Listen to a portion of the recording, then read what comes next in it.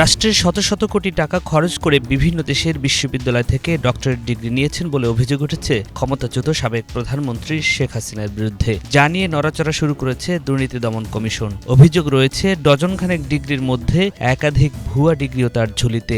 এই ডিগ্রি ঝুলিতে ভরতে মোটা অঙ্কের অর্থ খরচ করে লবিস্ট নিয়োগ করেছেন। শেখ হাসিনাকে 2005 সালে রাশিয়ার পিপলস ফ্রেন্ডশিপ ইউনিভার্সিটি শান্তি, গণতন্ত্র ও মানবাধিকার প্রতিষ্ঠায় অবদানের জন্য ডক্টরেট ডিগ্রি দিয়েছে। অথচ বাংলাদেশের সবচেয়ে বেশি গণতন্ত্র, মানবাধিকার হরণকারী স্বৈরাচার ফ্যাসিস্টের এমন কোনো নমুনা নেই যা শেখ হাসিনা দেখাননি। ফলে নিন্দিত হয়েছেন বিশ্বব্যাপী।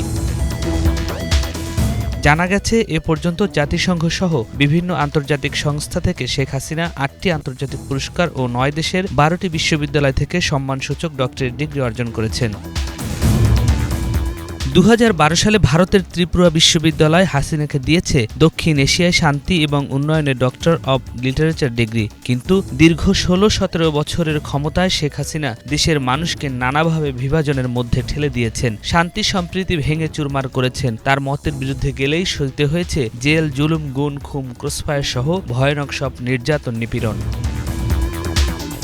তথ্য বলছে, ভারতের ত্রিপুরা বিশ্ববিদ্যালয়, ভারতের বিশ্বভারতী বিশ্ববিদ্যালয়, রাশিয়ার স্টেট ইউনিভার্সিটি অব পিটার্সবার্গ ও পিপলস বিশ্ববিদ্যালয়, যুক্তরাষ্ট্রের বেরি বিশ্ববিদ্যালয় ও ব্রিজপোর্ট বিশ্ববিদ্যালয়, বেলজিয়ামের ক্যাথলিক বিশ্ববিদ্যালয় ব্রাসেলস, অস্ট্রেলিয়ান ন্যাশনাল ইউনিভার্সিটি, যুক্তরাজ্যের ডেন্ডি এবার্টি বিশ্ববিদ্যালয় এবং জাপানের ওয়াসিডা বিশ্ববিদ্যালয় থেকে ডিগ্রি নিয়েছেন। এসব ডিগ্রি নিয়ে আগেও বিতর্ক ছিল, সেই বিতর্কগুলো এখন নতুন করে সামনে এসেছে। এছাড়া champion of earth, mother Teresa পদক, মহাত্মা গান্ধী পদক, এমডিজি পুরস্কার, ইন্দিরা গান্ধী শান্তি পুরস্কার, সাউথ পুরস্কার ও পিস-ট্রি পুরস্কার শেখ হাসিনার ঝুলিতে রয়েছে। পতনের পর এসব ডক্টরেট ডিগ্রি ও পুরস্কার অনেকটা গলার কাটা হয়ে দাঁড়িয়েছে।